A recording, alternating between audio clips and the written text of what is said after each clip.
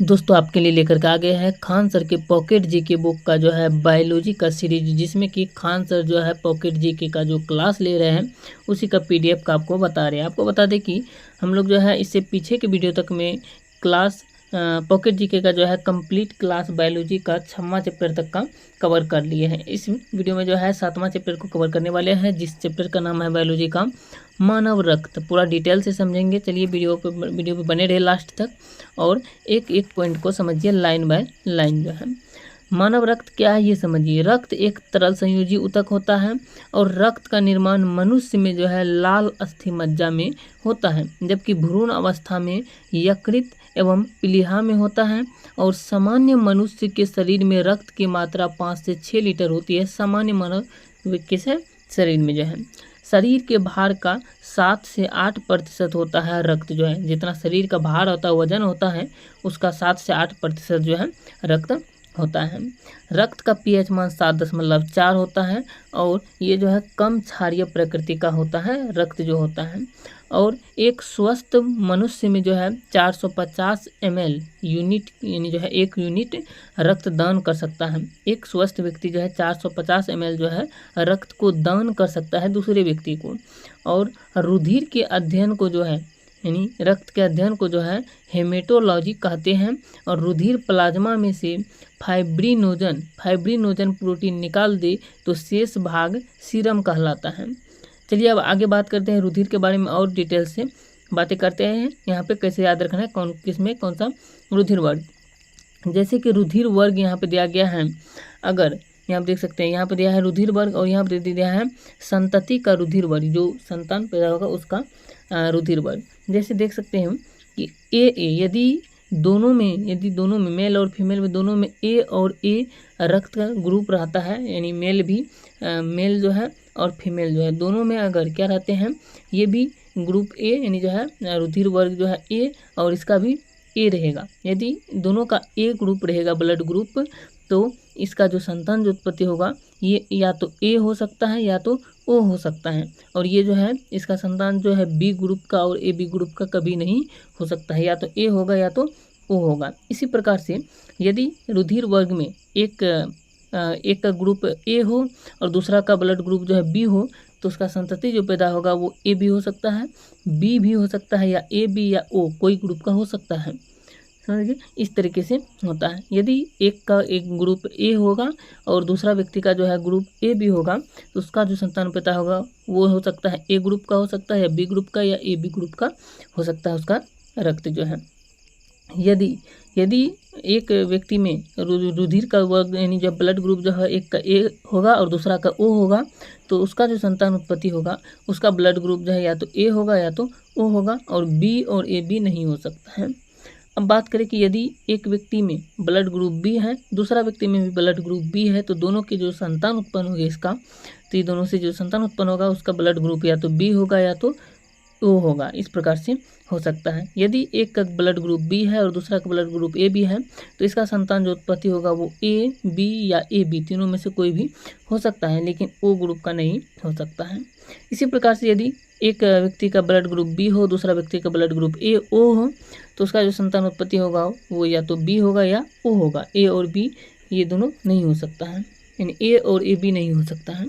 इसी प्रकार से यदि दोनों का ब्लड ग्रुप ए बी होगा, तो इसका जो संतान उत्पत्ति होगा या तो ए हो यानी जो ब्लड ग्रुप होगा उसका या तो बी होगा या तो ए बी होगा, लेकिन ओ नहीं हो सकता है। यदि एक व्यक्ति का ब्लड ग्रुप ए बी होगा और दूसरा व्यक्ति का ब्लड ग्रुप ओ होगा, तो इन दोनों का जो संतान उत्पत्ति होगा या तो ए ग्रुप का होगा या तो बी ब्लड ग्रुप का होगा। इसी प्रकार से यदि दोनों का जो है ब्लड ग्रुप ओ होगा, तो संतान जो उत्पत्ति होगा वो भी ओ ही होगा, लेकिन ए बी या ए बी तीनों में से कोई नहीं हो सकता है। इस प्रकार से समझ गए होंगे। अब चलिए समझते हैं रक्त के कार्य क्या है, रक्त का क्या काम होता है। रक्त के कार्य यहाँ पे दिया गया है। ऑक्सीजन एवं कार्बन डाइऑक्साइड पोषक तत्वों को शरीर के विभिन्न अंगों तक परिवहन करना और शरीर का पीएच मान व ताप नियंत्रण करना और शरीर के रोगों से रक्षा करना, उत्सर्जी उत्पादों को अवशोषित कर उत्सर्जी अंगों तक पहुँचाना और हार्मोन्स को विभिन्न अंगों तक पहुँचाना, ये रक्त के कार्य होते हैं। इससे आगे बात करते हैं, हम देख सकते हैं रक्त के बारे में। रुधिर आदान यहाँ पे दिया गया है, दान क्या कर सकता है। जैसे कि रुधिर आदान ब्लड ट्रांसफेक्शन दिया गया है कि समूह यदि ग्रुप ए का होगा तो वो जो है या तो ग्रुप ए या ग्रुप ए बी को दान कर सकता है। लेकिन ले सकता है कौन, ये तो जो ले जो सकता है ये ए जो जिसका ग्रुप ए होगा या ओ होगा वही ले सकता है इसको जो है।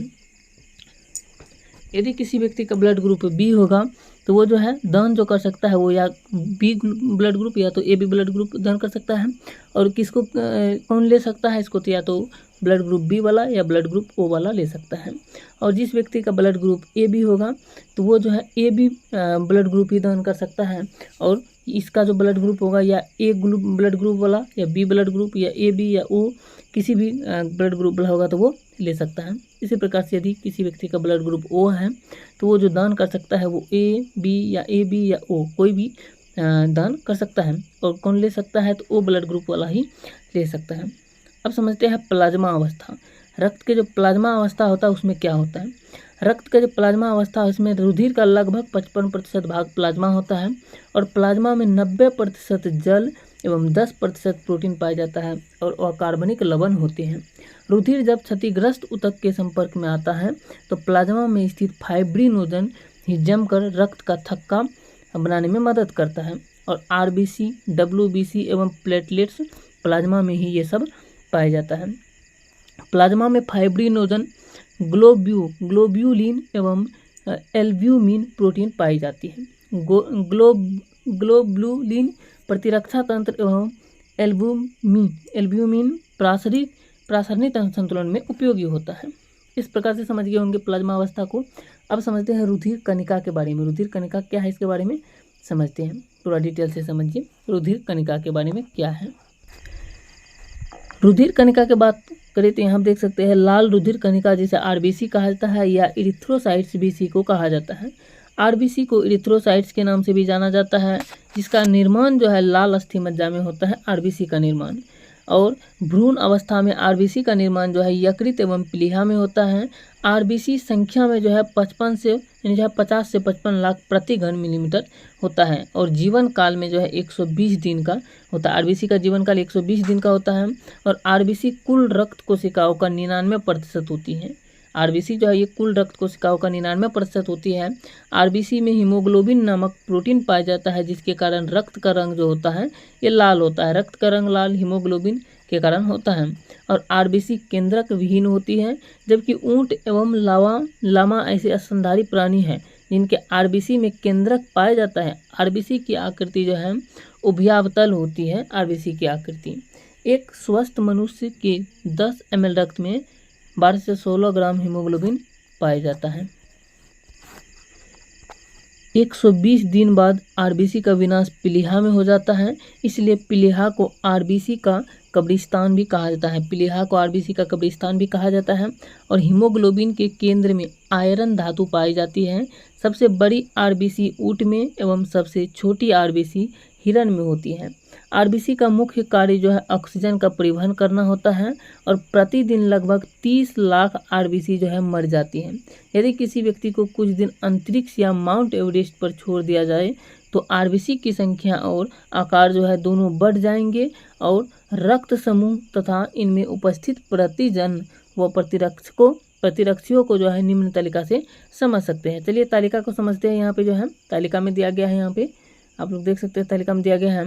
यदि यहाँ पे दिया गया है रक्त समूह, यहाँ पे प्रतिजन और प्रतिरक्षी और जीन प्रारूप इस प्रकार से। जैसे रक्त समूह ए में प्रतिजन ए होगा, बी में बी होगा, ओ में कोई नहीं होगा और ए बी रक्त समूह में प्रतिजन भी ए बी होगा। यहाँ पे इस तरीके से समझ सकते हैं। चलिए यहाँ पे आगे बात करते हैं श्वेत रुधिर कणिका जिसे डब्ल्यूबीसी कहा जाता है। इसी को ल्यूकोसाइट्स भी कहा जाता है डब्ल्यूबीसी को। ये शरीर को संक्रमण से बचाती है डब्ल्यूबीसी और प्रतिरक्षियों का निर्माण करती है डब्ल्यूबीसी जो है। डब्ल्यूबीसी की संख्या 6 से 8 हज़ार होती है तथा इनका जीवन काल जो है ये 10 से 13 दिन का होता है डब्ल्यूबीसी का। और डब्ल्यूबीसी जो है जैसे आरबीसी का जो जीवन काल होता था, आरबीसी का जीवन काल जो होता है 120 दिनों का होता था, लेकिन डब्ल्यूबीसी का जो जीवन काल होता है ये जो है ये 10 से 13 दिन का ही होता है डब्ल्यूबीसी का जीवन काल। और आरबीसी तथा डब्ल्यूबीसी का रुधिर में अनुपात 600:1 होता है।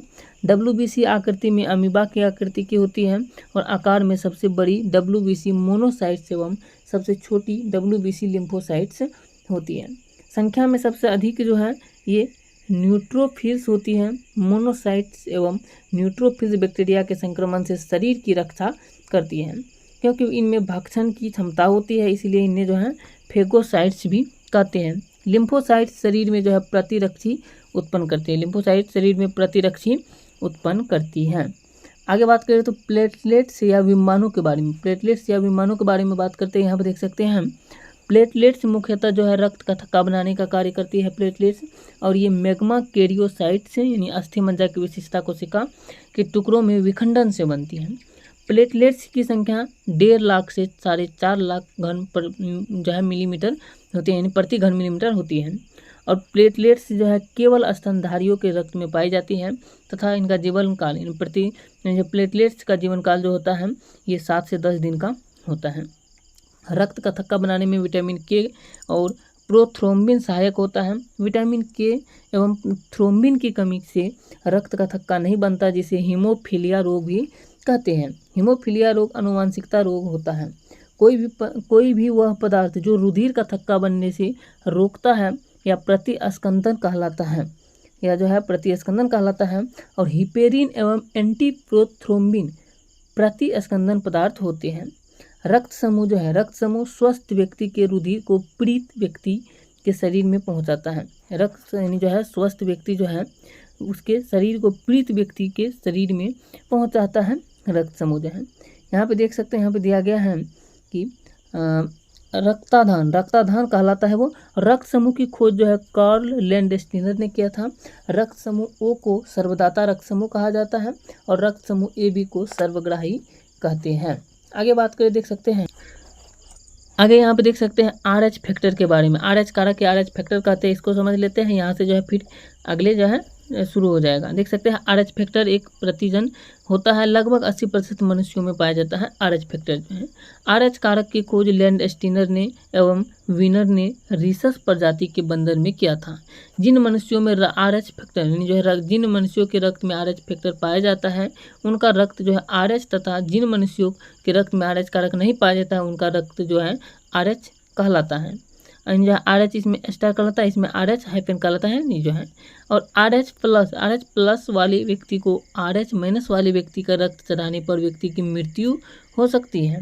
और यदि RH प्लस पुरुष की शादी RH माइनस वाली महिला से होती है तो उसकी पहली संतान तो सामान्य होती है, लेकिन उसके बाद की सभी संतानें की भ्रूणीय अवस्था में माता के गर्भाशय के अंदर ही रुधिर का थक्का बनने के कारण मौत हो जाती है, जिसे इरिथ्रोप्लास्टोसिस फर्टिलिस या गर्भ रक्ताणुकता कहते हैं। इस स्थिति से बचने के लिए RH माइनस माता को प्रथम RH प्लस बच्चे के जन्म के बाद RH प्रतिरक्षी का इंजेक्शन दिया जाता है। हृदय पेशियों को ऑक्सीजन न मिलने से छाती में दर्द होता है, जिसे हृदय शूल कहते हैं, यानी जो चेस्ट पेन भी कहा जाता है। आगे बात करते हैं, यहाँ पर दिया गया देख सकते हैं रक्त में पाई जाने वाली प्रमुख धातु होती है लोहा, और RBC की संख्या हीमोसाइटोमीटर द्वारा ज्ञात की जाती है। रक्तदाब को अधिवृक्क ग्रंथि द्वारा नियंत्रित किया जाता है, और शरीर में रक्त की अपर्याप्त आपूर्ति हो तो इसे इस्कीमिया रोग कहते हैं। मानव रुधिर में कोलेस्ट्रॉल का सामान्य स्तर 180 से 200 mg होता है, और रक्त में मूत्राम्ल के उच्च स्तर के कारण गठिया रोग हो जाता है। प्रतिजन में पाए जाते हैं, जबकि प्रतिरक्षी प्लाज्मा में पाए जाते हैं। इस प्रकार से पाया जाता है। यहाँ पर रक्त एवं लसिका में कुछ अंतर दिया गया है, देख सकते हैं रक्त और लसिका यहाँ दिया है। लाल रुधिर रक्त में जो है लाल रुधिराणु उपस्थित होता है, लेकिन लसिका में लाल रुधिराणु उपस्थित नहीं होता है। दूसरा है रक्त में जो है श्वेत रुधिराणु कम न्यूट्रोफिल्स सबसे अधिक होता है, और लसिका में श्वेत रुधिराणु अधिक लिम्फोसाइट सबसे अधिक होती है। रक्त में घुलनशील प्रोटीन अधिक और घुलनशील प्रोटीन कम होते हैं, लेकिन लसिका में घुलनशील प्रोटीन कम और अघुलनशील प्रोटीन ज़्यादा अधिक होती है। रक्त में O2 एवं पोषक पदार्थ काफ़ी होते हैं, लेकिन लसिका में O2 एवं पोषक पदार्थ कम होते हैं। रक्त उत्सर्जित पदार्थों एवं CO2 की मात्रा को समान करता है, और लसिका जो है ये इनकी मात्रा को काफ़ी अधिक कर देती है। दोस्तों आपको बता दें कि यहाँ से अब शुरू होता है परिसंचरण तंत्र। परिसंचरण तंत्र के बारे में नेक्स्ट वीडियो में कंप्लीट हम लोग जो है कर लेंगे परिसंचरण तंत्र को। ये वीडियो कैसा लगे आप लोग कमेंट करके बताइए। यदि आपको जो है वीडियो का जो है ये सभी लाइन जो है सही नहीं दिख रहा है तो आप लोग क्वालिटी बढ़ा लीजिए, जिसके कारण आपको पूरा फ्रेश दिखे। चलिए मिलते हैं नेक्स्ट वीडियो में इसका अगला पार्ट लेकर के परिसंचरण तंत्र को। जय हिंद।